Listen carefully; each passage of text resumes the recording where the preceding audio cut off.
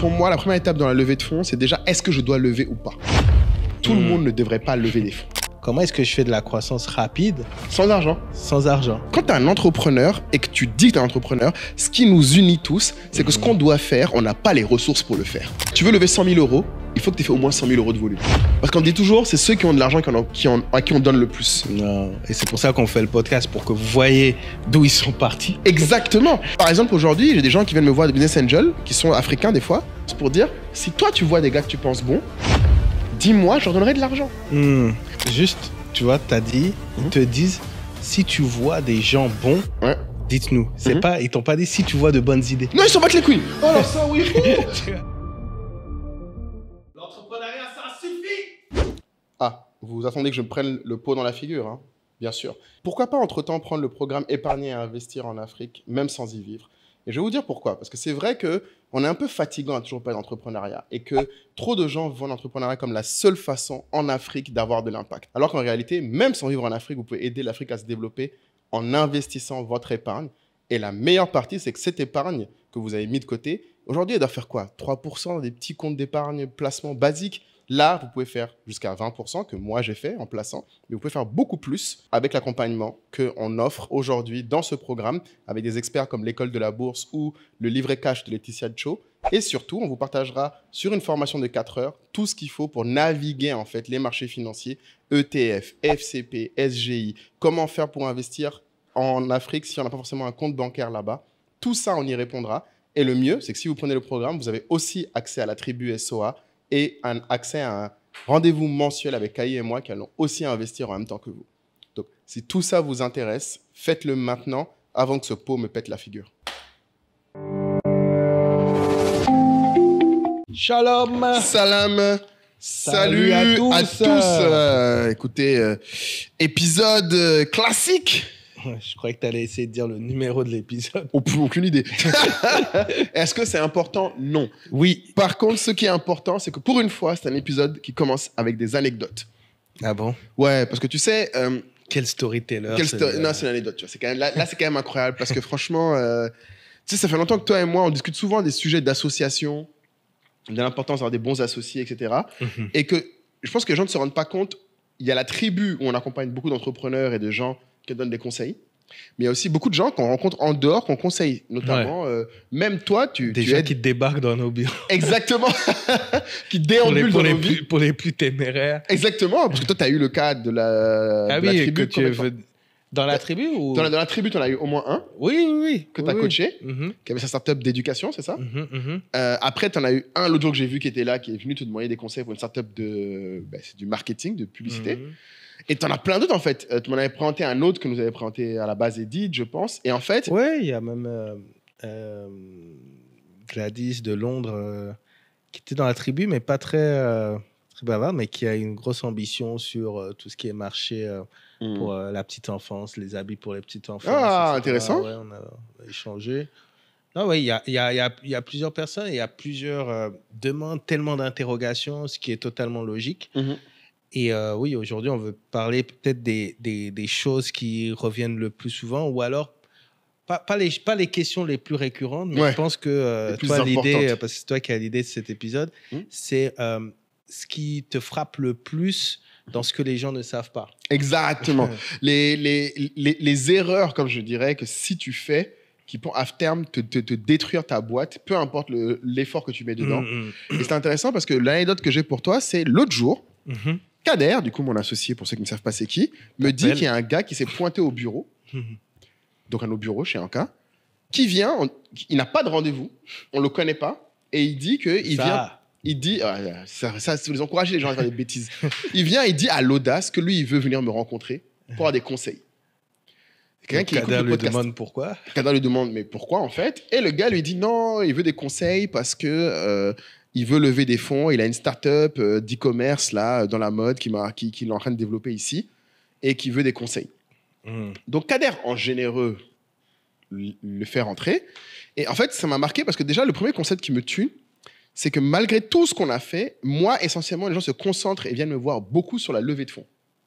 Oui, mais en même temps, quand on se présente dans le milieu entrepreneurial, il y a souvent cet élément qui revient. on te demande quel est ton claim to fame. Exactement. Qu'est-ce qui fait que tu es célèbre? Ouais. Alors, tu peux ne pas l'aimer. C'est ça. Mais même toi, tu reconnais Ouais. que c'est cet élément-là, c'est le nombre, c'est le montant que Ouais. tu as levé. C'est ça. Donc, tu sais que c'est ce que les gens retiennent. Non, mais tu peux parler pendant 120 épisodes. Non, c'est clair. Tout le monde s'en fout de ce que je raconte, mais tout le monde retient que c'est le gars qui a levé 13 millions de dollars, notamment avec le cofondateur d'Alibaba et 2 autres milliardaires. Mais en fait, moi, ce qui m'a tué, c'est que donc du coup, ce gars, à partir de ça, déjà, ce qui me tue, c'est qu'il regarde le podcast un minimum, mais pas suffisamment pour avoir retenu tout ce que j'ai déjà dit sur les clés pour réussir cette startup et pour lever des fonds. Ce qui me tue, parce qu'en fait, j'ai l'impression de me répéter tout le temps. Ça, c'est un autre problème. J'ai l'impression, alors je ne sais pas si toi, tu as l'impression aussi, parce que j'ai aidé d'autres entrepreneurs à lever. Par exemple, j'ai aidé Aftermarket à lever un tour avec Digital Africa. J'ai fait une formation avec Irao, lever des fonds, qui d'ailleurs, je vous l'annonce en exclusivité, maintenant croître et lever des fonds, on l'a un peu fait évoluer, va être disponible dans la tribu SOA, un nouveau programme SOA, croître et lever des fonds, où je vais ajouter une chose du coup à ce que j'ai fait, parce qu'avec Irao, on a fait 5 à 6 heures de contenu. Énormément de contenu pratique, de template, du pitch deck aux outils. Est-ce que tu peux redire peut-être les grandes parties de cette formation? Parce que je pense que ça va intéresser beaucoup. On va mettre le lien. En fait, je me souviens plus. C'était mindset, je pense. Comme toujours. En fait, pour moi, la première étape dans la levée de fonds, c'est déjà est-ce que je dois lever ou pas? Tout le monde ne devrait pas lever des fonds. Première étape, c'est rappeler qu'est-ce qu'est une startup, qu'est-ce qu'est une PME, quels sont les critères, qu'est-ce qu'il faut que tu atteignes comme objectif. Et en fait, pour moi, le mindset, ça commence par mettre au clair quels sont les milestones. C'est comme on le dit à chaque fois. Si tu n'as pas les milestones, c'est exactement... L'autre jour, le gars que tu conseilles, je lui ai dit, c'est quelqu'un qui a levé des fonds, qui maintenant essaye de faire du product market fit et qui lit des livres de marketing comme Blitzkrieg, qui sont des livres de marketing quand tu as déjà plus d'1 million de chiffre d'affaires. Donc en fait, on va parler des milestones. On a des milestones. Donc en fait, les gens ne connaissent pas les milestones. C'est ce que je leur dis souvent, c'est que c'est un peu comme si tu commences à jouer à un sport, tu connais pas les règles du jeu. Genre, tu commences à jouer au foot et en fait, parce que tu as vu le goal prendre la balle, toi, tu prends la balle et tu cours comme si tu étais au rugby.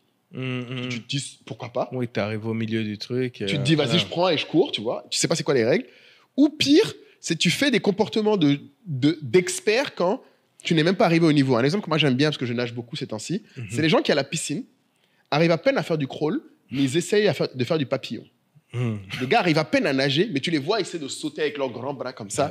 Là, ce qu'il fait, les Jeux Olympiques, tout ça. Mais en fait, voilà, c'est les JO. Et tu sais ce qui m'a fait rire, parce qu'une fois, il y en a un qui m'a dit, ah, mais Moulay, tu nages vraiment bien, pourquoi tu fais pas les autres nages? Parce que moi, je viens, tu fais crawl, brasse. Merci, je me dis, mais pourquoi tu fais pas un nage? Parce qu'il me dit, mais tu nages beaucoup, tu nages bien, pourquoi tu fais pas? Et j'ai rigolé, je lui ai dit, mais en fait, il faut que vous vous rendiez compte. Les gens, vous voyez au JO, là. Je lui ai signalé, je dis, par exemple, la longueur de la piscine que nous, on a là, c'est 22 mètres. Je lui ai dit, au JO, ça, c'est même pas la moitié la plus petite des longueurs. Je lui ai dit, c'est 50 mètres.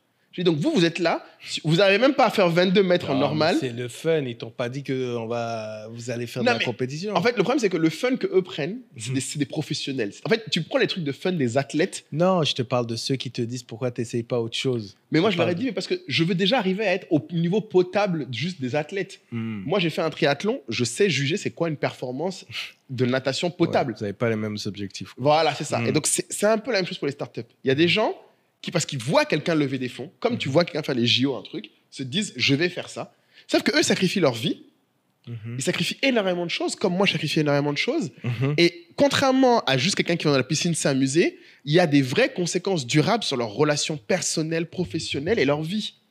Sans compter l'argent des gens autour d'eux, peut-être. C'est pour ça que moi, je suis obligé à chaque fois de dire aux gens, en fait, c'est pas un jeu. Ça reste un money game. Il y a des règles. Mais les conséquences sont réelles. Donc, il faut connaître les règles. Donc, pour reprendre un peu le programme, ce qu'on a fait, parce que ce que je vais ajouter à la formation, je vais la décrire, mais chose que j'ai réalisé qui me manquait, c'est qu'il manque un accompagnement. Parce qu'en vrai, ce dont les gens ont besoin souvent, c'est que quand je leur explique la théorie, ils ont du mal à se rendre compte à quel point ils ne sont pas différents des autres. Ils pensent que parce qu'ils ne cochent pas toutes les cases, ils peuvent quand même y arriver, alors que les cases que je vais donner, c'est le minimum dans la partie 1. C'est pas genre, si tu fais ça, arriver cool. À quoi? À réussir dans ton entreprise ou à lever des fonds? Là, pour moi, la première étape, c'est si tu es une start-up, tu ne peux pas réussir sans croître assez vite. Que tu sois ou non en train de lever des fonds. Ça, c'est la première étape. Parce que tu es petit. En gros, si tu ne crois pas assez vite, le coût de maintenir ton activité va te brûler toute ta thune avant d'arriver à la taille suffisante pour pouvoir te payer un salaire. Donc, il faut aller vite. Si tu fais une PME, normalement, assez vite, tu prices assez bien pour te payer, après payer, grandir. Une startup, en général, non. La startup, c'est ça. C'est qu'en général, le business model innovant fonctionne grâce à de la croissance. Oui, mais enfin, tu vois, je me mets à la place de celui qui lance sa startup. Ouais. Ce que tu dis là est parfaitement compréhensible. Mais justement, ce qu'on en déduit, c'est que plus vite je vais lever, plus vite je pourrais être justement dans cette situation. Mais c'est faux. Parce que quand tu dis il faut avoir une croissance assez rapide pour lever, c'est là où les gens en fait sont perdus. C'est comment est-ce que je fais de la croissance rapide sans argent. Sans argent. Mais c'est parce que tu fais ça qu'on te donne de l'argent. Voilà. C'est ce que les gens n'arrivent pas à comprendre. Si tu n'es pas capable de faire de la croissance sans lever, tu n'en auras jamais à lever avec des professionnels. Maintenant, après, est-ce qu'on peut peut-être modérer cela en disant qu'il y en a qui arrivent à faire de la croissance sans lever, mais parfois, ils ont levé un tout petit peu. Tu vois, je ne parle pas de la... D'ailleurs, il y a des termes. Oui, précis, voilà. Et tout ça, série A, série B, ça c'est la partie 2 de la formation. Tu arrives tout de suite. Ouais. La partie 1, c'est qu'est-ce que tu dois savoir comme milestone. Quel niveau de croissance tu dois avoir, quel niveau de truc. La partie 2, c'est comprendre le mindset d'un investisseur et les typologies d'investissement. Tout le monde n'investit pas sur tout et tous les investissements ne sont pas pareils au même stade. Des fois, quand tu commences avec des subventions, des prix, du love money, des gens autour de toi. Ça, c'est tout ce qui est dans le pré-seed. En gros, avant que tu sois capable de créer ton produit. Là, c'est essentiellement ta crédibilité, ta capacité de conviction qui vont jouer. Après, tu arrives au niveau d'après où tu es dans le produit est là. On va juger ta capacité à trouver les clients. Ça, c'est la primo-traction. Après, on va juger ta capacité à maintenir la traction jusqu'à faire plus de 20% composés par mois sur au moins 6 mois. Ce qui t'amène dans le monde du seed. Où là, des professionnels. Et en fait, la vérité, c'est qu'en général, ce qui distingue le monde des professionnels des non-professionnels, c'est les montants. En fait, les gens qui viennent me voir pour lever, c'est pas qu'ils ne peuvent pas trouver 2 millions ou 5 millions de francs CFA. Ils peuvent trouver 5 000, 10 000 euros. Le problème, c'est que pour eux, pour faire de la croissance, il faut 100 000 euros.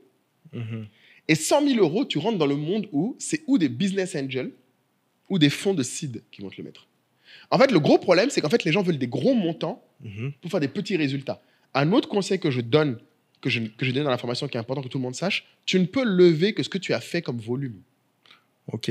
En fait, tu veux pas en gros, si toi, tu ne l'as jamais fait, on va dire tu veux lever 100 000 euros, il faut que tu aies fait au moins 100 000 euros de volume. OK. Et ça, c'est un point important. Maintenant, revenons. Parce que ça reste une équation à résoudre. Ouais, à plein de critères. Voilà. Maintenant, je dois manger. Oui. Je dois vivre. J'ai trouvé un dev, lui aussi doit manger. Ouais. Tu vois, peut-être, bon, j'entends bien que vous n'avez pas besoin peut-être d'être 20 pour avoir de l'attraction. Mais on va dire que, je ne sais pas moi, 3, 4 personnes. Non, c'est clair. Mais ta capacité à se convaincre 3-4 personnes de manger des ramen fait partie des critères aussi. Pour prouver qu'on donne de l'argent. Tu dois réussir à trouver des gens talentueux et à les faire travailler moins cher. Ok, tu as 3-4 personnes dans ton équipe. Tu as tes associés qui dépendent de toi. Mais ce que les gens doivent accepter, c'est que le rôle d'un entrepreneur, par définition, un entrepreneur, c'est quelqu'un qui poursuit des objectifs au-delà des ressources disponibles. C'est ça l'entrepreneur. Ce n'est pas quelqu'un qui alloue des ressources qu'il a levées. Qui a mis à disposition. Ça, c'est un dirigeant. Ouais. Les gens n'ont pas compris ça, en fait. Quand tu es un entrepreneur et que tu dis que tu es un entrepreneur, ce qui nous unit tous, c'est que ce qu'on doit faire, on n'a pas les ressources pour le faire. C'est ça qui fait un entrepreneur. Ce qui nous distingue d'un dirigeant et qui nous distingue de plein d'autres trucs. Un start-upper, c'est encore pire parce que toi, tu dis que tu vas faire un truc que personne n'a fait avant. Donc, une fois que tu as appris tout ça, tu ne peux pas avoir la prétention et l'ambition de dire je vais accomplir quelque chose que personne n'a jamais fait avec une vitesse que personne n'a jamais eue et espérer que comme condition prérequisite, ta première étape, en tout cas l'une de tes premières étapes, c'est qu'on te donne de l'argent. Non. En fait, ta capacité d'entrepreneur se joue à ta capacité, à chaque étape, à convaincre. Tu vas convaincre tes associés. Moi, Luc, notre CTO, quand il nous a rejoint, j'aime bien rappeler les gens, Kader et moi, on avait le chômage. Luc n'avait pas de chômage. Luc était payé près de 10 000 euros par mois dans son boulot. Mais il voulait créer une start-up. Il a quitté son boulot, il est venu prendre 3 000 euros par mois avec nous. Et des parts. Donc pendant 4 mois, un père de famille de 2 enfants a eu 3 fois moins de salaire. Et l'erreur qui est souvent faite, c'est de se dire, vu le salaire de cette personne-là, ça sert même à rien. que j'essaie de l'embarquer dans mon Oui, histoire. mais si tu... Mais si tu as cette réflexion-là, c'est que t'es pas prêt. Tu n'y crois pas. Tu crois pas. Ouais. En fait, tu as tout à fait résumé, en fait, Kali. C'est que si jamais tu commences à dire toi-même, je ne peux pas avoir ce gars-là, je ne peux pas convaincre cette go-là, c'est que, un, tu n'y crois pas assez, et deux, Luc, il n'est pas venu parce que juste j'étais un gars super convaincant. Luc est venu parce qu'un CTO comme lui, il m'a dit des vingtaines de projets. Qu'est-ce qu'il a trouvé de différent? C'est pas qu'il nous trouvait juste bien parce qu'on était africains. Non. Il a vu d'autres Africains. C'est que nous, quand on est venu le voir, on avait déjà des clients. Exactement. Donc finalement, c'est la même démarche que pour un investisseur. C'est la même. En fait, tout le monde a jugé. D'ailleurs, j'avais fait un échange. Tu sais, les gens peuvent aller sur mon TikTok, sur Moulay Talk. Et je l'ai mis normalement dans la formation, cette vidéo. Mais j'avais pris une vidéo. Ma première vidéo sur TikTok, c'était à l'événement de Philippe Bank to Africa, à Versailles, il y a 2 ans. Et je me souviens que j'avais expliqué que Thierry Petit, mon premier investisseur significatif qui a mis 100 000 euros, je l'ai rencontré 3 ou 4 fois sur 4 ans. Et à chaque fois, il me disait non, à la même idée. Et qu'à la fin, ce qui a fait que j'ai pu lever, c'est parce que j'avais et l'attraction et la bonne équipe. Donc, en fait, il faut que les gens comprennent. Pourtant, c'était le même projet. Le gars m'a vu, le même gars. J'avais le même bagou, même conviction. J'ai pu lever avec Thierry Petit parce que j'avais la bonne traction et la bonne équipe. Et donc, dans le programme, j'explique à quoi ressemble une bonne traction et à quoi ressemble une bonne équipe. C'est les 2 trucs où souvent, les gens, en fait, se blaguent. L'attraction, c'est simple, c'est chiffré, c'est combien tu as d'usage, de revenus ou de temps passé sur ton application. Très simple. Mais maintenant, l'attraction et le revenu vont te permettre de convaincre le premier investisseur. La première équipe, déjà. Voilà. Mais j'y venais. Voilà. Avant, oui. Peut-être la première équipe. Ouais. Mais avant ça, il y a la première équipe. C'est-à-dire que... il y a des gens que tu dois convaincre en n'ayant rien. Oui, non mais parce que la première étape, c'est que tu te convaincs toi-même d'abord en n'ayant rien. T'en as besoin, parce que c'est déjà, t'es déjà dans l'optique de chercher vraiment le moteur. Tu as besoin de ton Técos, ton Seigneur Técos, mais avant ça, pour arriver à ces premiers clients que tu évoques, tu as besoin de convaincre des gens.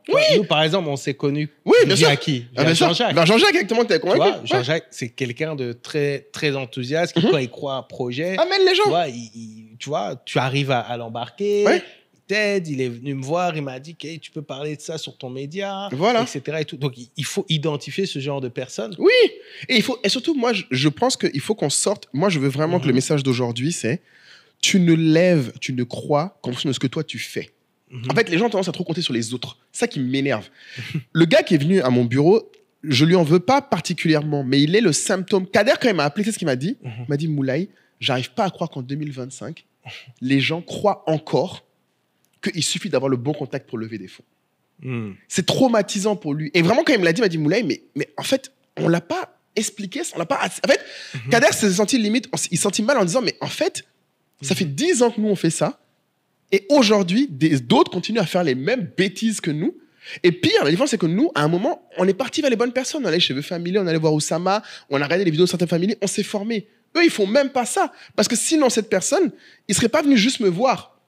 Il aurait pris la formation que j'ai faite, il aurait rentré dans la tribu à minimum. Mais les gens pensent toujours que l'audace, les idées, c'est les coups d'éclat. Que c'est ça qui fait l'entrepreneuriat. Ce gars pensait sincèrement qu'en me closant, sa levée avançait. Et c'est ça qui, moi, me rend fou. C'est que, en fait, je veux même sortir de la conviction des gens. Oublions la conviction des gens. Toi, en tant qu'entrepreneur, tu dois être dans une situation où tu sers des clients, tu règles un problème pour des gens qui, du coup, auront envie de te donner du temps ou de l'argent. Ça commence comme ça. Si tu ne sais pas faire ça, ça ne sert à rien que tu essaies de convaincre d'autres personnes, encore moins de lever de l'argent. Mais tu vois, tu utilisais le terme coup d'éclat. Oui. En fait, c'est la définition que tu vas mettre derrière. Parce que c'est bien des coups d'éclat, mais le problème, c'est que quand tu lis dans la presse, Anka, Jamo, vous avez levé tant d'argent, les gens voient ça comme un coup d'éclat. Enfin, ils ne peuvent pas voir ce qui a été fait derrière pour arriver à ça. Tu vois. Mais moi, c'est comme les Jeux Olympiques. On parle des Jeux Olympiques. La course, elle dure combien de temps? Elle dure 1 minute ou 2. 1 minute ou 2. Et les gens... le gars, il s'est entraîné pendant 4 ans. Tous les jours. Mais moi, ce qui me tue, c'est que les athlètes, encore, moi, je trouve que c'est en plus qu'il y a insolent. C'est quelqu'un qui parle des levées de fonds. Dans les levées de fonds, il y a toujours un moment où les journalistes nous demandent notre action. Je sais, j'ai fait combien de levées de fonds. Et c'est la seule partie, quand je demande à quelqu'un qui m'a parlé d'une levée de fonds que j'ai fait, je lui demande, est-ce que tu vois la traction que j'ai fait à cette époque? Ouais, mais je pense. Alors, je sais pas comment les articles sont amenés, mais je pense. Après, tu me diras, on comprend que ce qu'on veut comprendre. Les gens peuvent se dire que c'est avec cet argent-là que tu as obtenu cette traction. Non! Si j'ai levé cet argent-là, c'est que j'ai fait ces chiffres-là. En fait, et c'est ça que moi, je veux clarifier. L'argent arrivera toujours après le travail. Toujours. Comme on l'a dit, il n'y a que dans le dictionnaire que ça arrive avant. En fait, si vous avez un tonton sympa. Non, mais même le tonton, en fait, je vous donne un exemple simple. Moi, je fais beaucoup de startups, Kai. Je t'ai dit, on a été dans plein d'incubateurs, toi et moi. J'ai été avec plein de gens. J'en connais même dont le Love Money, quand ils ont commencé leur incubateur, ils ont commencé, ils avaient 100 000 euros qu'on leur a donné. Mais ces gens-là, ils vont brûler l'argent, il ne va rien se passer. En fait, il faut que les gens comprennent, l'argent ne va pas te sauver. C'est le travail qui est amplifié par l'argent. Ça ne peut pas le remplacer. Et encore pire, le truc que j'ai tendance à dire, qui est très dangereux, qui était moi le plus grosse erreur, et quand je dis ça aux gens, parce que j'ai fait ces erreurs-là, j'ai tendance à croire qu'avec l'argent, tu vas avoir des gens qui peuvent résoudre ce que toi, tu n'arrives pas à résoudre. La vérité, c'est que tu peux avoir des gens qui vont te dire comment faire les choses que toi, tu ne sais pas faire, mais ils ne te diront jamais quoi faire. Quand tu es l'entrepreneur, c'est toi qui dois savoir quelle est la chose à faire. Tu peux payer des gens pour le comment. Mais si tu ne sais pas le quoi, et c'est souvent mon problème quand les gens viennent me voir et c'est pour ça que je pense que le mentorat a de la valeur malgré tout et je continue à le faire, c'est que souvent, comme on l'a dit, les gens ne se posent pas les bonnes questions. Ils ne savent pas quoi faire. Ils passent trop de temps dans le comment. Ils passent trop de temps dans le « je veux plein de clients ». Mais ils ne se posent pas assez la question « qu'est-ce que ces clients veulent ?» Qu'est-ce que je leur apporte? Mais parfois, le quoi faire, même la question qui se pose, n'est pas la bonne. C'est-à-dire, on revient au sujet des milestones. Exactement. Tu vois? Exactement. C'est-à-dire, c'est comme, est-ce que tu peux m'aider? Toi, c'est la fameuse phrase, tout est bon, maintenant il me faut de la com. Exactement. Oh, ça, oui, s'il te plaît, tu peux leur dire. Il faut de la com. Non, la communication vous permet de faire votre produit qui n'est pas connu, le rendre connu, mais il ne rend pas un produit moyen en meilleur produit. Non. Tu vois? Donc, après, trouver sa clientèle, c'est encore autre chose. Ça peut être, dans le milieu des services ou de la grande consommation, c'est le marketing. Dans le milieu de la start-up, c'est du growth. C'est du growth. C'est de l'acquisition. Et je veux qu'on soit très précis. Ce que Kai vient de dire qui est important, c'est qu'en fait, le marketing ne trouve même pas tes clients. C'est pas vrai. En fait, le marketing, c'est tu dis, voici mon client. Exactement. J'ai une audience. Tu parles du persona. Voilà. Tu as une persona, une audience cible que tu as éprouvée par l'expérience. Tu sais que cette personne-là, ton produit le satisfait. Et après, le marketing est la façon dont tu amplifies et tu augmentes le nombre de ces gens-là que tu touches. C'est ça. Mais la plupart des gens viennent en n'ayant déjà pas une idée de qui est leur client. Quand tu leur poses la question, ils te donnent des banalités aussi grammatiques. Moi, à l'époque, j'en disais le bobo du Marais, on m'a dit à Paris. Comme client, on m'a dit le bobo du Marais. Ici, on m'a dit les Africains de la diaspora. Ici, après, on m'a dit la classe moyenne ivoirienne. Tout ça, c'est du blabla, du charabia vague. Mais tu peux avoir des cibles, je comprends pas ça. Non, mais il faut avoir des comportements, des caractéristiques précises. Tu dois étudier cette cible, oui, d'accord. Oui, alors, tu peux dire, quand tu dis je vise la diaspora... Ouais, c'est trop large. Oui, c'est trop large, d'accord, mais il faut pas dire c'est du la charabia, diaspora, c'est pas bon. C'est du charabia. Non, si tu t'arrêtes là. Oui, mais c'est là où il s'arrête. C'est ce que j'ai dit. La phrase s'arrête là. Ok. Donc, oui, c'est vrai. En fait, mais le point, c'est que. En fait, je veux même pas dire la diaspora qui a ce niveau de revenu, qui rentre 3 fois par an en Afrique. Voilà. Affiné. En fait, exactement. Moi, ce que je me souviens, il y a plein de livres là-dessus. Donc là, on va redonner Lean Startup. Je sais pas où est-ce qu'il a disparu. Tous nos livres ont disparu, Chef. Ouais. Lean Startup est pour moi l'un des livres de base. Et c'est ce qu'on disait d'ailleurs au jeu là, que toi, tu as coaché l'autre jour. Je lui ai dit, tu ne peux pas me dire que tu fais une start-up, que tu es sérieusement en train d'essayer de progresser, alors que tu n'as même pas lu Lean Startup. En fait, vraiment, je ne sais pas comment le dire autrement que tu es en train de dire que tu veux être l'un des meilleurs à un jeu dont tu n'as même pas lu les règles. En fait, c'est présomptueux au possible. Ah, voilà. La Bible des startups. La Bible.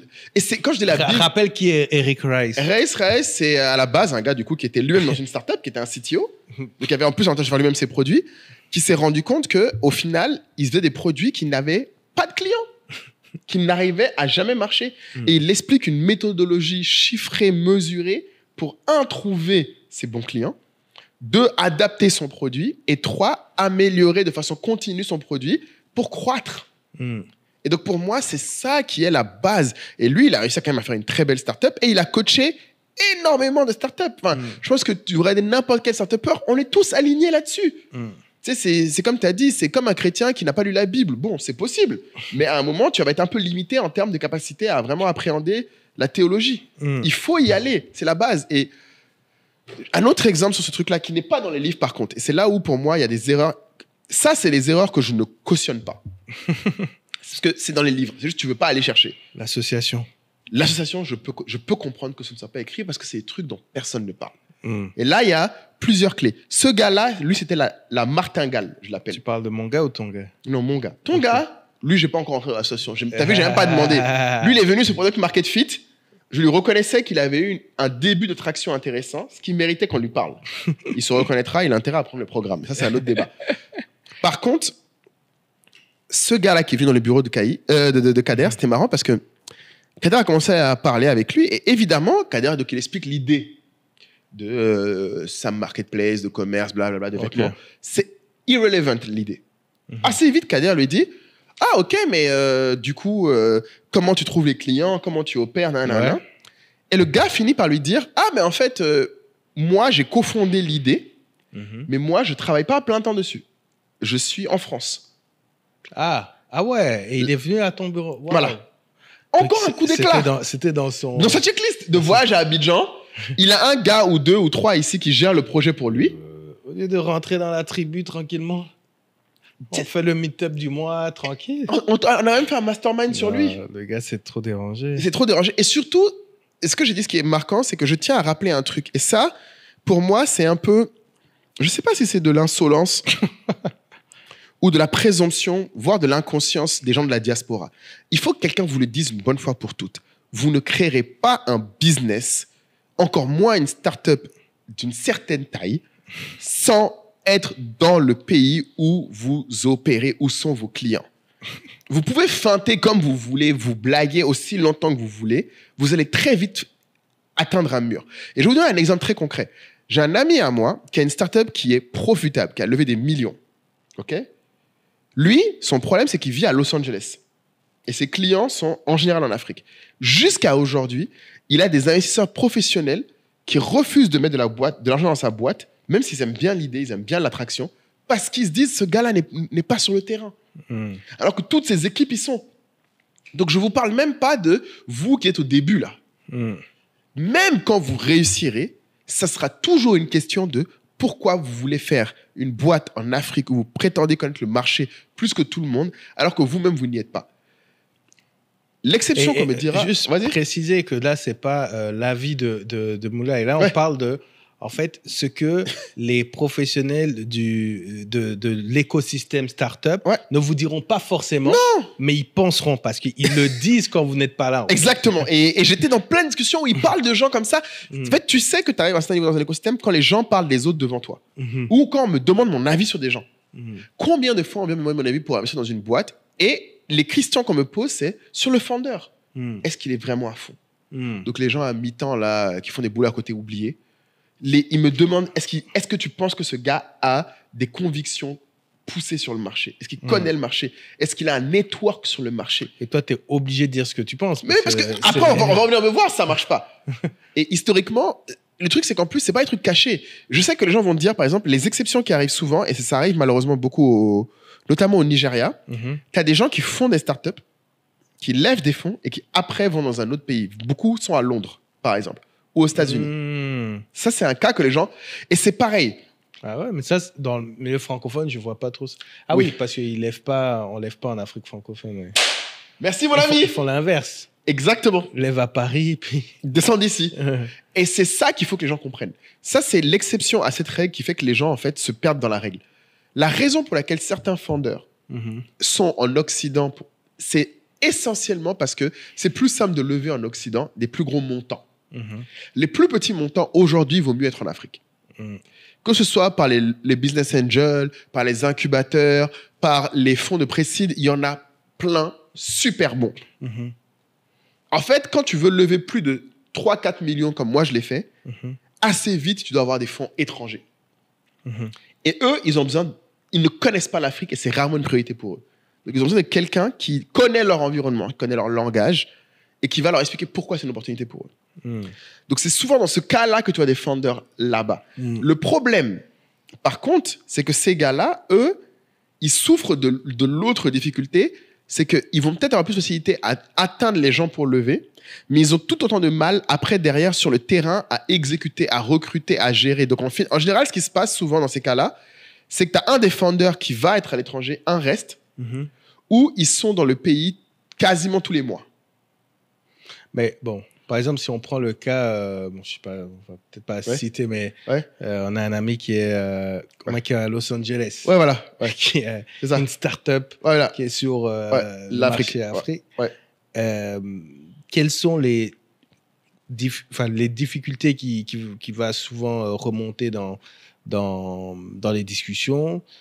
Ça va souvent être du recrutement. Le recrutement et les équipes. Exactement. De leadership. Il a ce problème. Là, c'est un problème que tu pourrais retrouver dans peu importe l'entreprise, finalement. Oui, mais c'est... Quand le leadership est loin. Exactement. Ouais. Ce que tu décris là, c'est ça que je disais que je ne sais pas si cet épisode, j'ai envie de le tourner start-up, parce qu'en fait, les start-up sont juste une façon amplifiée de voir les problèmes qu'il y a dans toutes les boîtes.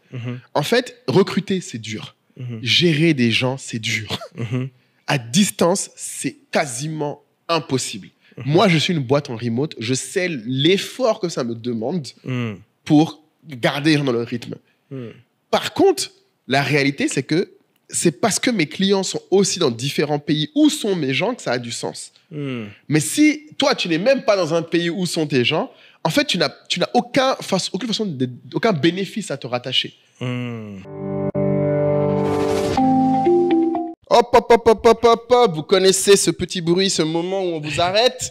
C'est qu'on a une annonce à faire. On a parlé d'épargner et investir en Afrique, même sans y vivre. Maintenant, le programme est là. C'est plus un live, c'est maintenant des heures de formation qu'on vous propose. Un accompagnement et une rencontre mensuelle avec nous, Kaïs, ce qui, je pense, n'est pas négligeable parce que pour beaucoup de gens, c'est un domaine qui peut faire peur. Mais surtout, c'est pour les gens qui sont intéressés depuis par l'investissement, qui entendent les mots BRVM, qui ont peut-être déjà investi même dans des ETF, dans d'autres produits en Europe ou ailleurs dans le monde et qui veulent maintenant investir en Afrique. Exactement. Et pour tous ceux qui ont peur ou qui sont dans leur coin et qui ne savent pas exactement de quoi il s'agit, sachez que nous, ce n'est pas séparé. Et d'ailleurs, nous-mêmes, on est à ce niveau-là. Exactement. On s'est beaucoup renseigné avant d'aborder ce sujet puisque vous le demandiez souvent. Et d'ailleurs, pour le programme, on se fait accompagner avec l'école de la bourse, avec le livret de Laetitia. On sera en fait plusieurs professionnels pour accompagner, pour avoir les bons contacts, pour vous faciliter aussi les choses parce qu'on sait que certains d'entre vous trouvent un peu l'administratif un peu lent, etc. Lent, dur. On parlera de tout ça, mais surtout on sera ensemble. Moi, je pense que c'est vraiment ça, l'occasion d'avoir une communauté de personnes qui, comme vous, souhaitent en fait aller plus loin, souhaitent avoir un impact sur les entreprises africaines. C'est l'occasion de réaliser ce projet ensemble. Exactement. Et surtout, comme Kyle a évoqué, il y a un point important. Toutes les petites tracasseries, est-ce qu'il faut que j'ai un compte bancaire en Côte d'Ivoire avant ou pas, que vous soyez basé en Afrique ou pas, toutes les questions que vous vous posez, on pourra l'adresser ensemble, en communauté, et on pourra agir ensemble. On ouvrira nos comptes ensemble, titres, épargne, tout ce qu'il faut, FCP, BRVM, on va le faire ensemble, étape par étape, si vous prenez le programme maintenant, parce qu'il sera potentiellement toujours là, mais il sera beaucoup plus cher, parce qu'il y aura des codes promo, pour ceux qui sont les plus attentifs dans les épisodes qui vont suivre. Donc, dès que vous voyez le code, dès que vous le trouvez, des fois il est en description, prenez-le maintenant, passez à l'action. Exactement, parce que si vous étiez déjà intéressé, maintenant c'est le moment d'exécuter. Et pour ceux qui ne sont pas encore dans la tribu et qui hésitent depuis longtemps, sachez que cette fois, le programme vous donne accès à la communauté, à la tribu. Un an. Donc, c'est tout bénef. Donc, c'est fini les histoires sur acheter absolument des actions Apple, tout ça. Exactement.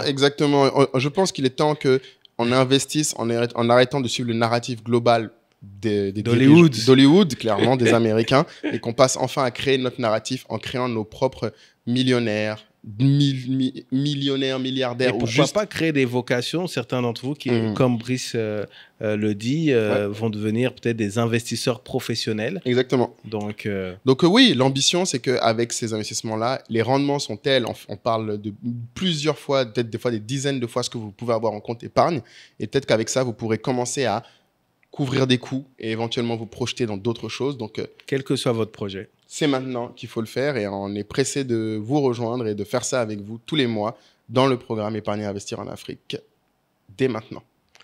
Allez. À très vite. Et pour dire aux gens, moi j'étais en France, une raison pour laquelle on est venu s'installer ici, c'était aussi ça, parce qu'on voulait être proche des clients.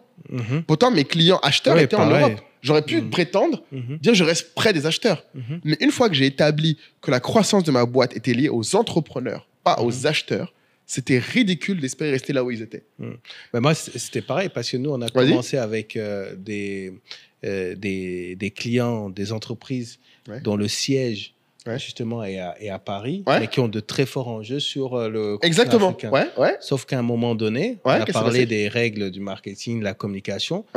Si tu veux avoir un impact, si tu veux en fait passer un niveau sur ce secteur-là, tu dois maîtriser tes cibles.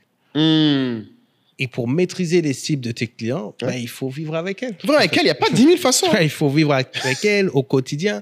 Nous, par exemple, on s'est fait une spécialité, les équipes, de rebondir sur les buzz. Ah oui, ça c'est impossible, c'était pas là. Donc, dans tous les pays où on est à l'affût, on sait, tu vois, le dernier buzz du moment, et ça tient à rien. Il y a eu...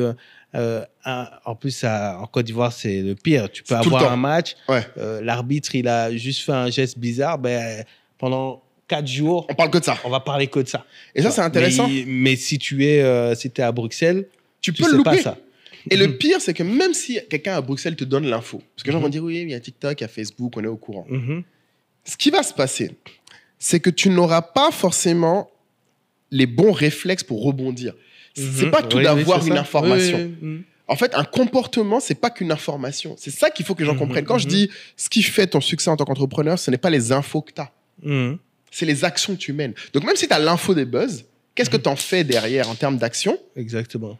Et le faire affûte le faire. C'est quand tu en parles avec d'autres gens sur le terrain, quand tu testes des choses avec des gens qui correspondent, que ça marche. Donc, c'est pour ça que je suis particulièrement... En fait, ce gars-là qui est venu, et Kader, encore une fois, vraiment mon associé, était super choqué parce que, en fait, il a dû lui dire, mais en fait, tu es en train de faire des trucs, et c'est vraiment le terme, tu prends des décisions aujourd'hui qui, en fait, te rendent quasi impossible la progression que tu veux demain.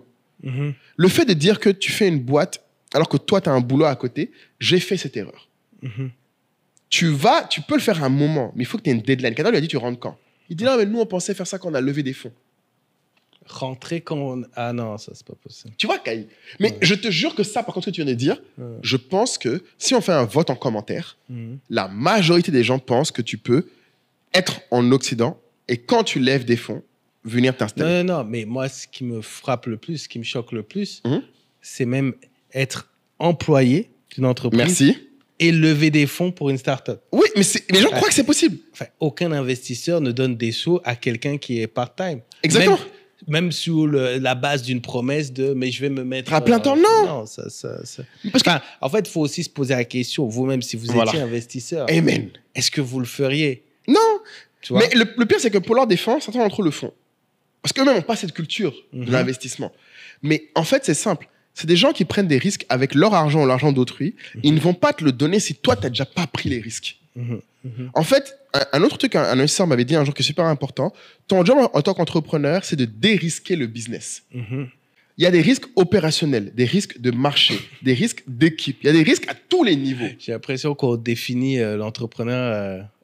À chaque épisode, on le définit. On a défini encore un truc. Non, mais c'est vrai. Encore dérisquer les trucs. Oui, mais bon, si tu passes ton temps à dérisquer... Non, mais c'est une partie du taf. En fait, c'est comme si tu me dis ton rôle au foot, c'est de pas encaisser de but, ok? Non, mais tu gagnes pas si tu marques pas. Non, mais le problème, c'est qu'un investisseur attendra au minimum de toi que tu prennes pas trop de buts. Ouais, même si tu as le meilleur attaquant du monde, si tu te prends 10 buts parce que ta défense soit bonne, ça sert à rien en fait. Et c'est ce qui se passe en fait. Les gens ne se concentrent que sur la partie qui est excitante. Mais tu vois, le débarquer dans le bureau de Moulay Tabouré, c'est excitant. La partie trouver des clients là, c'est excitant. Commence pas à parler de toi à la troisième personne. Non, mais en fait, parce que tu n'es pas encore Samuel Eto'o fils. Clairement. Mais ça me fait mal parce qu'en fait, ça me fait de la peine parce que j'ai l'impression de devenir le catalyseur de tout ce qui. Non, mais moi, je trouve que c'est bien parce que ça donne. Tu vois, moi, je pense que par exemple, la discussion qu'on a pour ceux qui suivent le podcast depuis très longtemps, je pense que c'est une redite. Tu disais, enfin, Kader disait que peut-être qu'on l'a pas assez dit. Mais moi, je fais partie de. Je suis d'accord avec Kader. Je pense que toi, tu penses que quand on l'a dit une fois, ça suffit. Moi, je te dis souvent qu'il y a des épisodes, il y a des thèmes qu'on a déjà abordés. Je te dis qu'il faut les refaire. Ouais, mais c'est ça. Il faut les refaire parce que enfin, mine de rien, ça fait plus de 2 ans. Plus de 2 ans. Bon, voilà. Je pense pas que quand les gens ils tombent sur le podcast, qu'ils se tapent les 120, il faut refaire sur le recrutement, il faut refaire sur la levée de fonds, il faut refaire sur la différence start-up PME. Là, il y a un sujet aussi qu'on n'a pas encore évoqué, et tu l'as dit très souvent, les investisseurs aussi, dans les discussions entre initiés, parmi lesquels tu fais partie, aujourd'hui, on n'investit pas sur les personnes qui n'ont pas d'associés, par exemple. Ou très rarement. Pas d'associés techniques.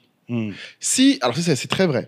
Si tu fais une start-up technologique, tu n'as pas d'associé technologique. Et je vais plus loin. Si l'associé Y Combinator, qui est un peu le golden standard dans le domaine, eux, leur règle implicite, c'est si l'associé technologique a moins de 30% de la boîte, on ne fait pas le deal. Ils doivent avoir une certitude que la personne technique est un des actionnaires principaux, parce que c'est des gens qui ont énormément d'opportunités et qui à tout moment peuvent partir s'ils ont un autre boulot ou une autre idée de start-up parce qu'ils vont juste la faire. Donc, s'ils ne sont pas suffisamment commit sur cette idée, pourquoi eux mettraient leur argent? Et c'est la même chose sur pourquoi on ne veut pas quelqu'un qui est à mi-temps, pourquoi on ne veut pas quelqu'un qui fasse ci, parce qu'en fait, eux, ils mettent leur argent, une fois que c'est mis, ils ne peuvent plus partir, ils sont mariés à toi. Donc, ils veulent être sûrs que toi aussi, tu t'engages, tu es marié au projet. Ils ne veulent pas de gens qui viennent et sont en dilettante. En fait, comme tu dis, les employés qui veulent lever des fonds, c'est comme les gars qui sont en relation ouverte avec des go et veulent que, je sais pas, les go leur donnent leur argent pour gérer leur boîte. En fait, tu peux pas... Non, mais je te jure qu'il y a des gars qui ont des projets, ils comptent sur les meufs pour les financer. Alors qu'ils n'ont aucun engagement avec la go en question. Si la go donne, tant mieux pour vous. Et encore une fois, tout ce que je dis là, vous aurez peut-être des gens qui vous donneront de l'argent, même si vous êtes en France, à mi-temps, etc. Mais ce qui va se passer, parce que j'en ai vu beaucoup qui viennent me voir après, c'est que ces gens-là, au mieux, ne pourront pas vous aider dans le futur, parce qu'ils ne s'y connaissent pas du tout dans ce domaine. Et c'est pour ça qu'ils ne vous demandent pas ça. Au pire, et j'ai vu beaucoup de cas, où les investisseurs, après, plombent la boîte. Il y a des gars que je connais, ils ont donné 30% de leur boîte à des conditions dégueulasses, à des tontons ou des tantis qui, après, leur pourrissent la vie. Parce que ces gens-là, des fois, ils vous donnent de l'argent facilement, parce qu'ils ont besoin de s'occuper ou parce qu'ils ont envie d'avoir du contrôle. Quelqu'un qui ne vous donne pas de l'argent selon les règles du jeu établies dans lequel vous êtes, il joue selon d'autres règles. C'est juste vous qui n'êtes pas au courant.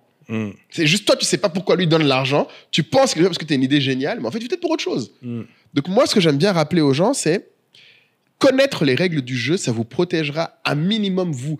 Parce que moi, ma hantise, ce serait continuer à avoir des entrepreneurs africains qui pourraient créer des belles boîtes, mais parce qu'ils y vont à moitié, de la mauvaise manière, avec la mauvaise association, n'y arrivent pas. Mais toi, comment tu as connu ces règles? En fait, déjà, beaucoup c'est vrai que tu as fait les incubateurs. J'ai fait 7 incubateurs.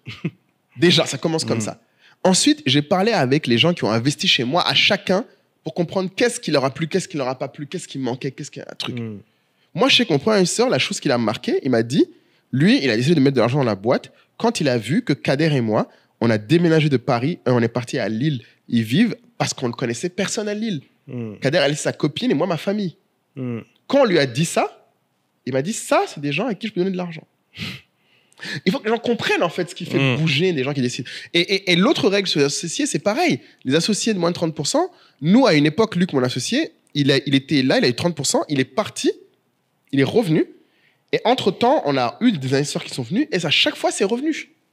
Mais ils ne nous le disent jamais à moi. Ils le disent dans leur comité de direction.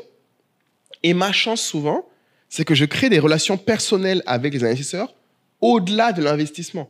Même quand ils ne me donnent pas d'argent, on garde des relations. C'est ça le point. Par exemple, aujourd'hui, j'ai des gens qui viennent me voir, des business angels, qui sont africains des fois, qui sont des gars qui ont créé des boîtes, qui ont fait des boîtes en même temps que nous, qui n'ont pas marché, mais qui maintenant, de l'autre côté, veulent investir.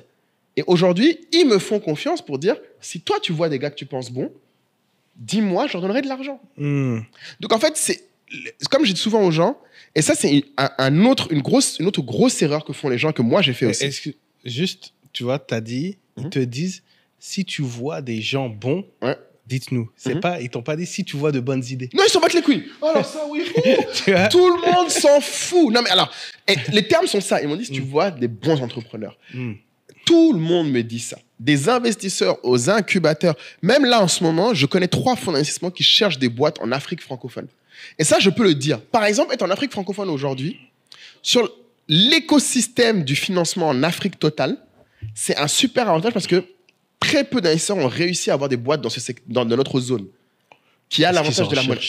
Non, ils cherchent Kaï. Non. Les gars, j'ai pas fait une semaine où aucun me demande pas s'il n'y a pas des boîtes dans lesquelles ils peuvent mettre. Ils disent que c'est trop petit. Parce qu'après, les boîtes sont petites. Bah oui. Mais parce que les boîtes font pas l'attraction qu'il faut. Les gens connaissent pas les règles, mais ils cherchent. Le problème n'est pas qu'ils ne veulent pas. En fait, les investisseurs, c'est comme des meufs grandes. Ils vont te dire, il faut quelqu'un qui soit au moins de cette taille. La seule différence entre ça et les mecs, c'est qu'au moins, tu peux grandir. Tu peux grandir, tu vois. Tu peux changer ça. Mais le problème, c'est que tu as des gens petits qui s'enorgueillissent, par exemple, de dire, moi, je suis petit, mais je suis drôle. Alors qu'on cherche des gens grands. Tu vois, en fait, ils n'ont pas compris qu'est-ce qu'on cherche. Mais il y a beaucoup de gens qui cherchent. Vraiment.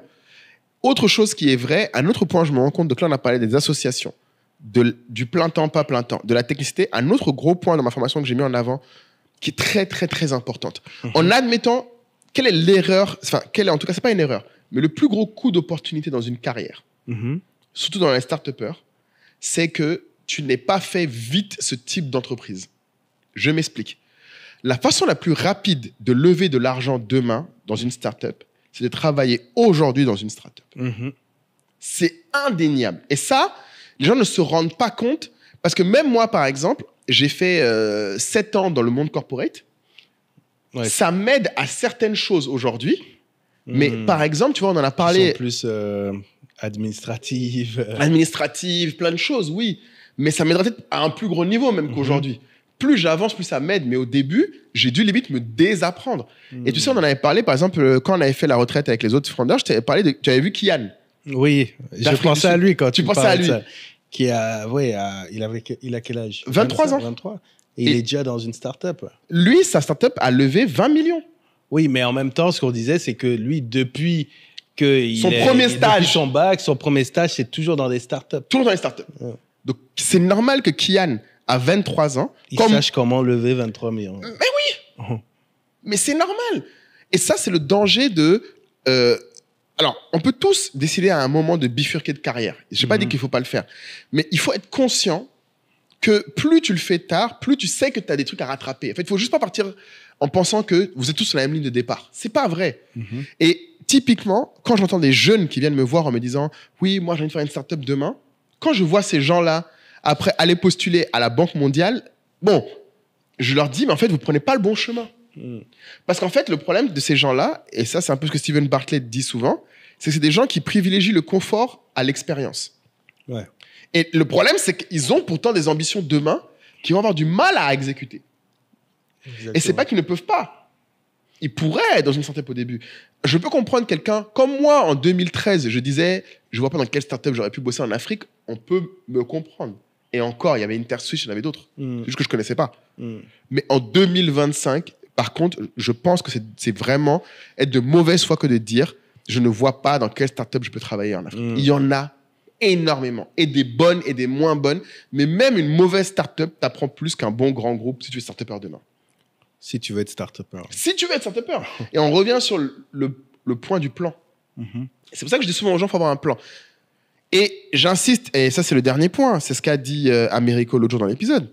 Si tu viens à l'entrepreneuriat pour l'argent et tu viens aux startups pour les levées de fonds, très, très peu probable que tu y arrives. Parce que c'est le mauvais indicateur, même si je donne, dans mon programme, je donne toutes les clés pour le faire. Mais essentiellement, en termes d'exercice de levée de fonds, c'est un exercice de conviction, comme tu disais. Donc, si tu n'es convaincu que par l'argent que tu vas avoir, je t'assure que tu ne vas pas convaincre les gens qui en ont déjà de l'argent. C'est ça. Et tu dois vraiment être passionné par le problème que tu essayes de résoudre. Obsédé, c'est le mot. Ouais, obsédé. Et après, on est des êtres humains. On peut avoir des moments moins bien, mais c'est à ce moment-là que l'équipe, quand on dit qu'il faut être obsédé par le problème, c'est pas que toi individuellement. Amen. C'est l'équipe que tu réunis doit vraiment avoir cette culture de résoudre ce problème-là. Parce qu'en fait, c'est la résolution de ce problème-là qui amène tout le reste. Amène tout le reste. Et c'est dans ce sens que ça se passe, en fait. Mais c'est ça qui est vrai. C'est pour ça que... Alors, un autre truc que je vais mettre en bas de cet épisode, que j'ai mis dans mon information, mais qui est gratuit, je me suis tué à écrire 2 articles sur mes 5 premières années d'entrepreneuriat, où j'ai tout expliqué. Lisez-le. Et en français, en plus, c'est pour ceux qui lisent même pas l'anglais. Ce que je disais, moi, à chaque fois, quand on me demande qu'est-ce qui a fait qu'on a réussi, à chaque fois, je réponds, c'est l'équipe. Si j'avais pas eu Kader, parce qu'avant Kader, j'avais d'autres associés. On en a parlé dans l'épisode Entrepreneuriat et Amitié. On avait la même idée, avec des gens différents, on n'avait pas de croissance. Kader est arrivé, on a eu un début de croissance. Et même dans les moments durs, on a pu faire le choix d'aller à Lille. On a pu faire le step extra. Luc est arrivé, on n'avait pas de CTO. J'ai fait 1 an et demi à le chercher. Quand lui est arrivé, on a fait du x6 en 6 mois. Non, x10 en 6 mois. x10 en 6 mois. Et ainsi de suite. En fait, ce qu'il faut que les gens comprennent, c'est que c'est pour ça que je veux vraiment mettre l'association au cœur du succès dans l'entrepreneuriat. Parce que comme tu l'as dit, au-delà des hauts et des bas, c'est tes associés qui vont te maintenir et qui vont te pousser, qui vont t'amener vers le haut. Et c'est pour ça que souvent, je dis aux gens, des bons associés ne sont pas forcément bons associés tout le temps. Il y aura des moments peut-être où ils seront plus les bons associés pour la route. Bien sûr. Et il faut être capable d'en parler et ne pas s'en vouloir. Mais par contre, un truc qu'il faut aussi que je dise qui est important, c'est que l'autre truc là, celui qui a débarqué dans notre bureau, qui m'a choqué, c'est il est venu et Kader a demandé, mais vous êtes combien d'associés en fait là? Il dit, on est 5 associés. Tu vois, tu rigoles. Vous avez dit, il ne faut pas être seul. Ils sont 5, c'est bon. Voilà. Tu vois, non? Ils vont jouer des petits baskets. Voilà. Non, mais le problème, c'est ça. C'est quand on dit quelque chose aux gens, des fois, après, on est obligé de toujours nuancer. Parce que il faut que les gens comprennent. 5 associés pour faire une start-up, quand aucun d'entre vous n'est à plein temps, déjà, quand vous êtes tous à plein temps, c'est too much. Le nombre parfait, c'est 2 ou 3. Pas plus. En tout cas, pour commencer. Oh non, tu as besoin de plus. Après, tu as besoin d'associés. Tu auras des super talents qui seront aussi des actionnaires. Oui, bien mais sûr. ce ne sera plus... En fait, parce que la vérité, c'est que la dynamique à 5 est extrêmement dure à faire. Et c'est beaucoup de temps dans la coordination. Plus vous êtes nombreux, plus vous passez de temps à causer de choses qui ne font pas. C'est impossible d'aller vite. D'aller vite. Amen, tu vois. C'est impossible d'aller vite. Et ça, c'est pas que les startups, hein, je pense. Tu peux être d'accord. Non. Ça, c'est pareil. Enfin, je pense est-ce qu'on a fait un épisode sur les réunions, l'efficacité dans les réunions? Oui, on en a parlé, dans les meetings. Productivité. Enfin, c'est pareil. Plus vous êtes, plus c'est compliqué. Ouais. Et on dit souvent qu'il faut multiplier le nombre de personnes que tu impliques dans un projet. C'est l'exponentiel qu'il faut prendre pour voir en fait la complexité en fait. En fait souvent la complexité d'un projet va dépendre du nombre de personnes qui sont dans le projet. Et moi je vois même quand je crée des meetings, je me force. Il y a telle personne que j'aimerais avoir dans le meeting, mais après je me rends compte que c'est juste parce que je voudrais qu'il écoute, qu'il entende un truc, tu vois. Et ça c'est des pertes de temps parce que parfois, cette personne va venir donner une autre direction au truc, etc. Donc, parfois, il faut être... quand vous êtes 3, quand vous êtes 2, et même, tu dois avoir ton champ sur lequel les autres ou l'autre est au courant que là, c'est toi qui prends les décisions, en fait. Exactement. C'est toi qui prends les décisions. Et ça ne veut pas dire que... En fait, une bonne décision... c'est pas forcément une décision partagée. Exactement. Avec quelqu'un d'autre. C'est important. Et d'ailleurs, qu'est-ce qu'une bonne décision? En fait, c'est juste une décision. Tu verras plus tard si elle est bonne ou elle n'est pas bonne. Exactement. Et c'est ta capacité finalement à réagir, à l'ajuster, qui va en fait déterminer la qualité de cette décision. Il y a pas mal de choses où les gens se disent, mais finalement, c'était une bonne décision, tu vois, mais 2 personnes peuvent prendre la même décision et pas avoir le même résultat, en fait. Mais en fait, c'est intéressant ce que tu dis, parce qu'en général, ce que les gens sous-estiment, pour moi, une bonne décision, c'est une décision qui te permet d'avancer vers ton but. Tu peux échoué, mais tu avances parce que tu as appris quelque chose. Exactement. Et c'est pour ça que, par exemple, l'autre jour, j'ai fait, tu sais, on a fait avec Américo après un Fireside Chat avec Tech Republic. Et il y a une fille qui a posé une question très intéressante en disant, mais comment on sait quand on est dans l'obsession, quand on persiste et que ça n'avance pas oui, la fameuse question. Quand abandonner, quoi. Quand abandonner. Finalement. Et à chaque fois, c'est la même chose que je dis aux gens. En fait, c'est juste si jamais ce que tu fais, mais le même comportement que la fois d'avant, et si ça ne t'apporte aucune nouvelle information. C'est les 2 critères. Tant que tu fais des choses différentes qui t'apportent de nouvelles informations pour atteindre un objectif, à un moment, tu progresses. Exact. Mais le problème, c'est que les gens ont tendance à faire la même chose en espérant des résultats différents et sans essayer d'avoir de nouvelles informations. Ouais, c'est ça. Dans le foot, il y a un terme pour ça. Il y a un gros débat parce qu'il y a des gens qui détestent ça. Ok. C'est parfois, tu joues très bien et tu perds. Et donc, il y a des gens, des consultants qui appellent ça une défaite encourageante. Parce qu'en fait, j'ai des certitudes sur mon jeu et je sais que si je joue comme ça, je vais gagner. Sur 10, je gagne. Je gagne, tu vois. Ah, défaite encourageante. C'est bien ça. Disent que, qui sont plus orientés résultats, aucune défaite n'est encourageante. Tu vois. Ah oui, non, je suis d'accord par contre. Tu vois, ouais, mais tu vois, en fait, moi, je pense que c'est juste qu'il y a des moments où il ne faut pas perdre. D'accord. Oui, il y a des moments où c'est chaud, où tu dois être focus. Il y a des moments où il ne faut pas perdre. Tu vois, ouais, si t'es en finale, il n'y a pas de défaite encourageante. C'est vrai. Non, oui. Non, mais le problème, c'est que ce que tu as raison, c'est que les défaites encourageantes, ça suppose que tu aies fait suffisamment de matchs. Parce qu'il faut faire suffisamment de matchs pour que tu aies plus dans les défaites encourageantes. Si tu fais que des matchs importants, bah oui, tu n'as pas la place à la défaite. Mais c'est pareil à l'échec. Si tu ne fais pas assez d'actions, tu ne peux pas échouer. Parce que tu ne fais que des actions qui sont essentielles pour ta survie, etc. Et on revient, justement, ça me permet de revenir sur un truc que tu as dit sur la manière dont tu construis ta carrière. C'est-à-dire, si tu veux être start-upper, essaye de rejoindre une start-up quelques années avant. Si tu veux... Enfin, ça s'applique vraiment pour plusieurs domaines. Et je me rends compte, c'est vrai que je ne m'étais jamais rendu compte, c'est vrai que toi, tu n'as pas fait de start-up avant. Non. Kader non plus, je pense. Non. Tu vois, et c'est vrai que souvent, je me dis, mais si j'avais personne qui avait fait des grosses boîtes de communication, peut-être. Avant, peut-être que ça apporterait quelque chose de plus, en fait, vers ce vers quoi on veut aller. Mais en même temps, il ne faut pas tomber dans l'extrême inverse. Non, il ne faut pas que des gens du truc, bien sûr. Je pense que tu as eu l'expérience. J'ai eu l'expérience. Tu prends des CV, tu regardes 7 ans, 7 ans chez telle grosse start-up ou 7 ans chez telle grosse boîte. Et tu arrives là. C'est top. Mais en fait, les personnes arrivent et n'apportent pas ce que tu pensais qu'elles pourraient apprendre. Pourquoi ? Parce qu'en fait, elles n'avaient pas forcément le plan. Elles étaient dans ces boîtes-là, mais pas dans l'intention après de rejoindre une boîte comme la tienne. Ouais, c'est clair. Donc, si tu fais... Ils n'ont pas absorbé ce qu'il fait. Tu vois, et très souvent, dans les grands groupes, en fait, finalement, tu es dans une grande équipe et tu gères une petite partie, finalement.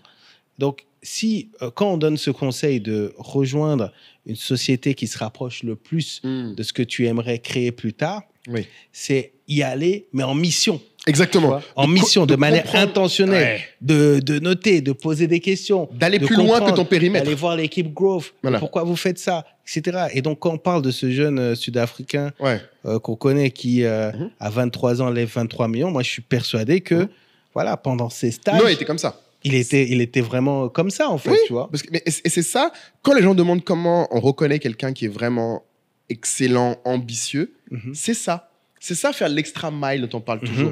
Faire plus ce qui est demandé. C'est pas juste sur les tâches, c'est dans la compréhension de l'environnement pour nourrir tes étapes prochaines dans ta vie. Et c'est vrai que si t'as pas de plan, c'est plus compliqué. Et moi, un point que tu disais qui est important aussi, parce que je voulais quand même qu'on traite aussi le point, parce qu'on a déjà vu dans un podcast, j'ai vu un commentaire quand même nous poser la question, et ça, je pense que ça ferait un bon choix. Quelle question ? La question de comment on choisit un associé. Comment on sait que quelqu'un est un bon associé. Je pense qu'on en a parlé dans l'épisode comment se lancer. Mais ce qu'on répète à chaque fois, un bon associé, c'est comme un bon partenaire. C'est quelqu'un avec qui tu fais des choses et que ces choses ont des résultats croissants et des apprentissages constants.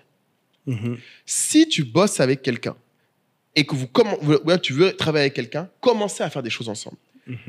Le moins formel possible, avec le moins d'engagement possible. Celui avec qui, quand tu travailles, les choses vont de plus en plus vite.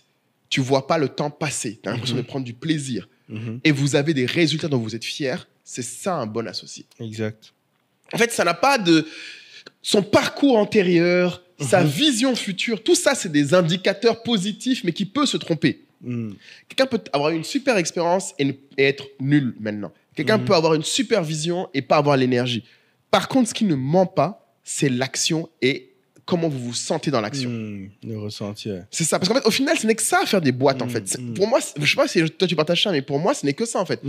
Tu reconnais une bonne association. D'ailleurs, il y a un truc que moi, j'avais lu à l'époque, mais un truc qui m'avait convaincu que je n'étais pas avec les bons associés, c'est qu'on avait dit, normalement, entre les associés d'une start-up, vous devriez passer le moins de temps possible à discuter de ce que vous faites. La discussion devient comment on le fait. Si vous passez plus de temps à discuter de ce qu'on fait que de comment on le fait, c'est que vous êtes dans une discussion en fait où vous n'avez même pas, comme tu as dit, le minimum de confiance en vous pour partir sur l'un d'entre vous. Normalement, une bonne association, c'est ça. C'est comme un couple. Tu sais dans quoi chacun d'entre vous est meilleur. Et tu sais que dans ces choses-là, que cette personne, quand elle propose, tu suis. Même si tu n'as pas de conviction, tu n'es pas convaincu, tu suis et t'apportes ta pierre. Tu essaies d'amener plus loin ce que l'autre a poussé devant. Et c'est comme tout. Et c'est d'autant plus important que finalement, après, c'est ce qui déteint sur le reste. Exactement, de la boîte. En fait, ouais. Finalement, les employés sont très observateurs. Ah oui, c'est vrai. Ouais, ils sont très observateurs. Ils vont dire, la manière dont... par exemple, ils vont voir Moulay. Comment est-ce qu'il interagit avec Kader. Ouais. Donc, ils supposent, par défaut, que... tu aimes bien tes interactions avec Kader. Oui, bien sûr, ça. Voilà, c'est ton associé. Et donc, du coup, ils vont essayer, pour les plus smart, de répliquer en fait, ça, ouais. cette façon de communiquer que tu aimes. Donc, je pense que c'est très important en fait aussi sur la culture. Ben, c'est culture, c'est ça, j'allais dire. Le mot que tu vas dire. En fait, la culture, elle vient de là aussi. Quand on vous parle après de la culture d'entreprise, en fait, c'est ça la culture d'entreprise. C'est comment vous travaillez ensemble. Qu'est-ce qui est OK chez vous? Qu'est-ce qui n'est pas OK? À quelle heure on dit on arrête? À quelle heure on dit on continue? Quelle est la barre minimum de qualité ou d'exigence que vous avez? Qu'est-ce que vous êtes prêt à faire? C'est évolutif. Parce que tu peux être prêt à faire du 7 sur 7 pendant 5 ans. Ouais, et après? Et après, on dit... ou peut-être, parfois, ça va être déséquilibré. Ça va être... écoute, c'est OK, toi, concentre, fais tes 5 jours, etc. Moi, je prends le relais, et puis l'autre prend le relais. Comme tu disais, c'est comme dans un couple où parfois, quelqu'un a une difficulté, ne peut pas travailler en ce moment, ou madame est enceinte, ou alors ou un tel va étudier à l'étranger, il veut faire un MBA. Il faut le soutenir. Il faut le soutenir. Donc, il y a plusieurs étapes, mais je pense que l'élément principal, c'est effectivement que ensemble vous créez en fait de la valeur pour un objectif commun. En fait. Non, c'est sûr. Alors, merci d'écouter ce podcast qui, j'espère, vous sera utile, qui est surtout, en plus d'être divertissant, vous sera quelque chose qui vous permettra d'apprendre. Et je sais que le mot apprendre est un peu galvaudé. C'est pas juste qu'on veut vous transmettre des informations. On espère qu'on va vous donner envie d'agir pour changer, pour être meilleur. Et il y a 2 façons pour lesquelles dont vous pouvez agir pour ce podcast. La première, évidemment, c'est de vous abonner. C'est gratuit, ça coûte rien. Il y a une façon qui est payante, mais qui vous servira plus qu'elle nous servira. Et c'est de rejoindre la tribu SOA. Beaucoup de gens pensent que la tribu SOA, c'est juste un groupe Telegram, mais ils ne savent pas vraiment ce qu'il y a derrière. Un point sur lequel je voudrais revenir, c'est que si vous regardez bien, en fait, ce qui, j'espère, vous apporte de la valeur, c'est que nous, on partage notre expérience. Et surtout, ce que je pense que certains d'entre vous aimeraient quand ils nous écoutent, c'est partager la vôtre. Et en fait, la tribu, c'est ça. C'est plus un simple groupe Telegram. On a évolué vers une nouvelle plateforme encore plus dynamique. Certains disent quasiment que c'est un réseau social dédié aux gens qui écoutent le podcast SOA. Et dans ce réseau social, en fait, on échange, on apprend et donc on agit ensemble. Et si vous avez envie de co-construire le podcast, si vous avez envie d'améliorer votre plan, votre carrière ou de votre entreprise, ces 3 choses supposent une action dès aujourd'hui et pas demain et pas dans 6 mois. C'est rejoignez la tribu SOA. Pour l'instant, ça ne coûte que 100 000 l'année. Donc, vous payez une fois et c'est terminé. Et comme on a une nouvelle plateforme et comme vous le savez, une nouvelle année amènera sûrement de nouveaux tarifs. Donc, dépêchez-vous. J'espère vous rejoindre très vite dans la tribu SOA.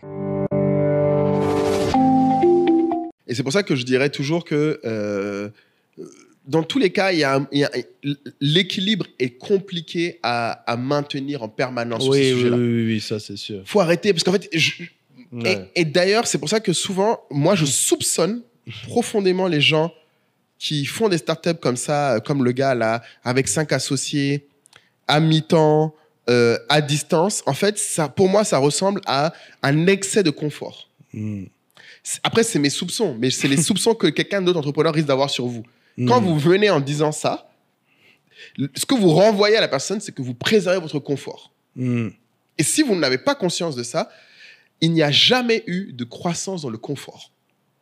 Personne ne croit dans le confort. Des sportifs aux musiciens, en passant par les businessmen, les enfants même, quand tu vois un bébé, là, moi j'ai mon fils, l'âge qu'il a aujourd'hui, sa vie est profondément inconfortable. Et tu le vois en fait, c'est que chaque jour il a de nouveaux problèmes. Mais c'est parce qu'il grandit. Et c'est ça qu'il faut que les gens se rendent compte. La vie, c'est la souffrance. Le confort peut être quelque chose que tu organises, mais ça ne peut pas être ton baromètre de vie. Tu ne peux pas dire, je veux juste être confortable. Et espérer en face être quelqu'un qui a de la croissance, qui a de l'ambition. Ça ne va pas ensemble. Donc, bien sûr qu'il faut avoir des saisons. Et c'est pour ça que, je répète, regardez l'épisode Comment se lancer, là, on a quand même mis des limites très claires en disant aux gens, il faut que quand tu commences, tu saches quelle est ta limite en termes de temps, de durée. Et que tu saches dire, si je fais tout le temps la même chose et ça ne marche pas, et que je ne sais plus quoi faire, it's okay. Tu stops. Mais vraiment, ma hantise, ce serait que, après tout ça, il y a encore des gens qui viennent et qui me sortent des histoires comme ça, là, en fait, qui pensent que ils peuvent lever des fonds parce qu'ils ont une idée. Et comme je l'expliquais dans le programme, franchement, on mettra le lien du programme, du coup, maintenant, qui est sur SOA, parce que c'est 7 heures d'explication. Mais un autre truc que j'entends souvent, c'est une autre exception où ils me disent « Ah, mais il y a des gens qui font des levées de fonds sur PowerPoint. » Oui, parce qu'ils vont sur... Maintenant, tous les PowerPoint sont dispo, tu sais, tu as Dropbox, Voilà. puis 5-6 slides, allez hop. Hop là, ils lèvent. Mais ce qu'eux, ils ne voient pas, c'est que, par exemple, le seul exemple que moi je connais quelqu'un qui a levé, avant même d'avoir un produit, même l'idée, même, c'est Dorian, que tu as vu. Ah ouais? Avec qui on a fait le podcast, je crois que c'est l'épisode tout premier, là, 10-12. Dans les 10, ouais. 10-12 sur les reventes.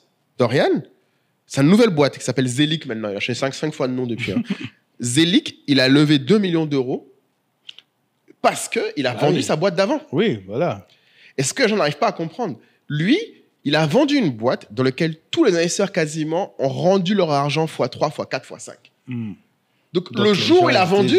C'est un track record. Voilà, le track record. La semaine d'après, les gars lui ont écrit, pour le jour où tu reviens, hit me up. Voilà. Donc lui, quand il se pointe et il dit, je veux faire une boîte... The champ is here. The champ is here, exactement. C'est ça, the champ is here. En fait, les gens se disent, ouais, valeur sûre. Mais oui. Valeur sûre. Et pourquoi? Parce que quand tu parles à Dorian, je comprends maintenant que je lui parle, je me rends compte, il n'est pas comme avant. Ce gars a déjà assez d'argent pour ne plus jamais travailler de sa vie. Donc s'il fait une boîte, c'est clair que ce n'est pas pour l'argent. Et c'est clair que ce ne sera pas pour faire une petite boîte.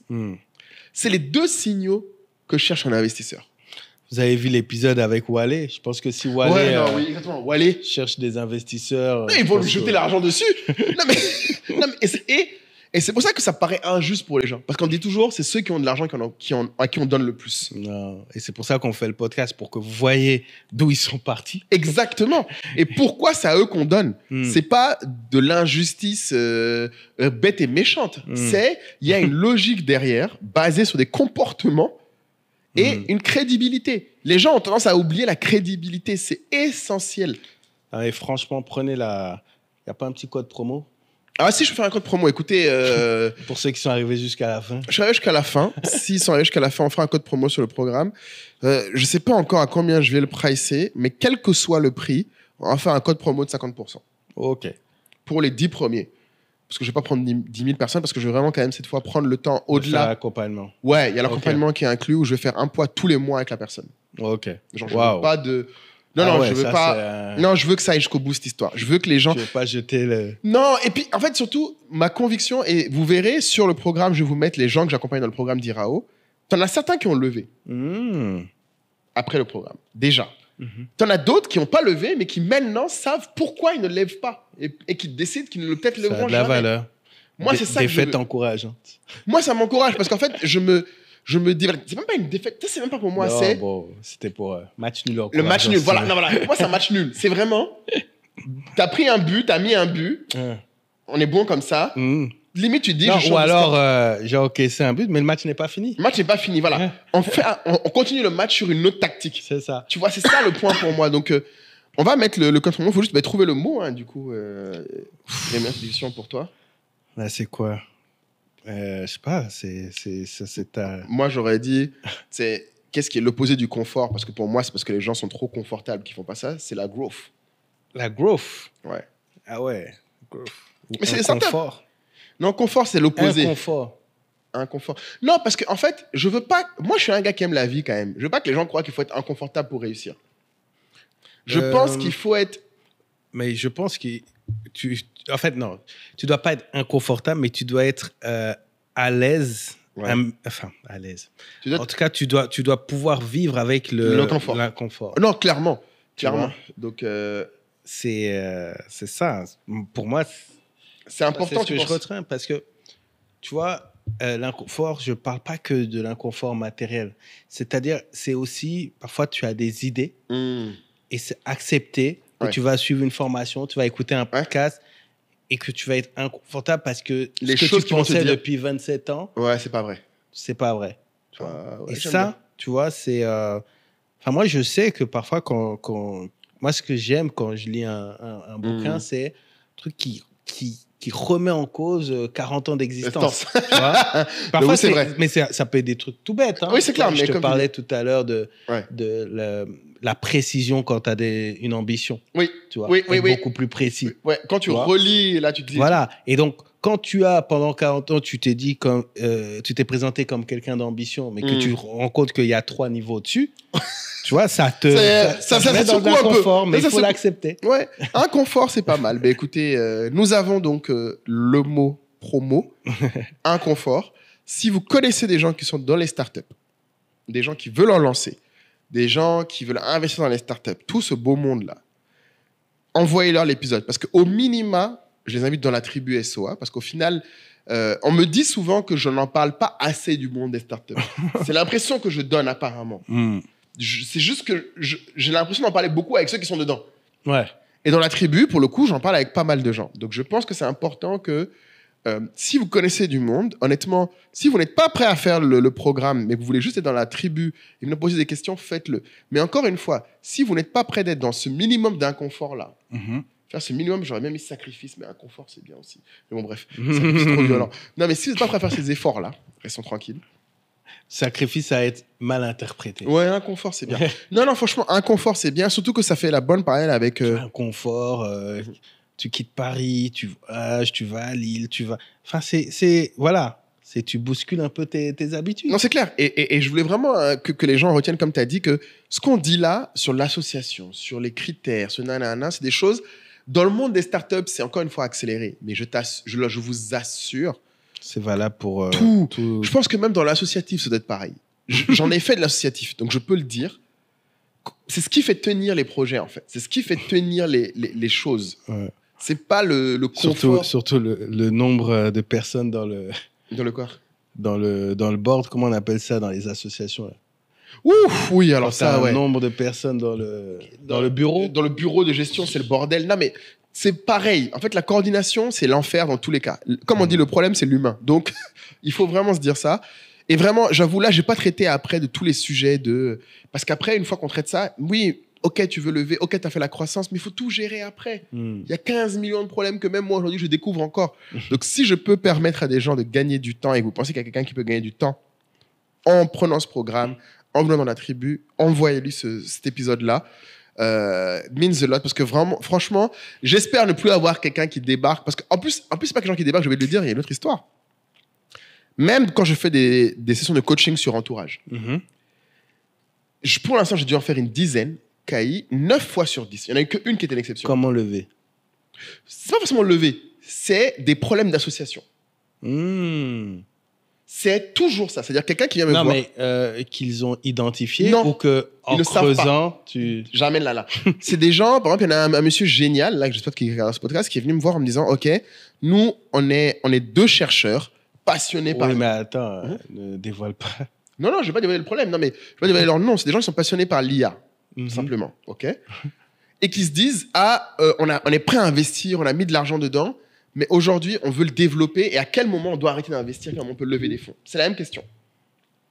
Et en fait, je me rends compte en discutant qu'en fait, ce qu'ils n'ont pas réalisé, c'est qu'ils ne savent pas comment, en fait, monétiser leurs idées d'IA. Et pire, il n'y a personne dans l'équipe qui sait le faire. Et ils ont dit, on va embaucher quelqu'un pour le faire. J'aurais dit non. Non, il faut quelqu'un dans l'équipe fondatrice qui sache comment faire ça. Et j'ai dû leur dire, cette personne, c'est celle qui aura le plus de parts, c'est pas vous.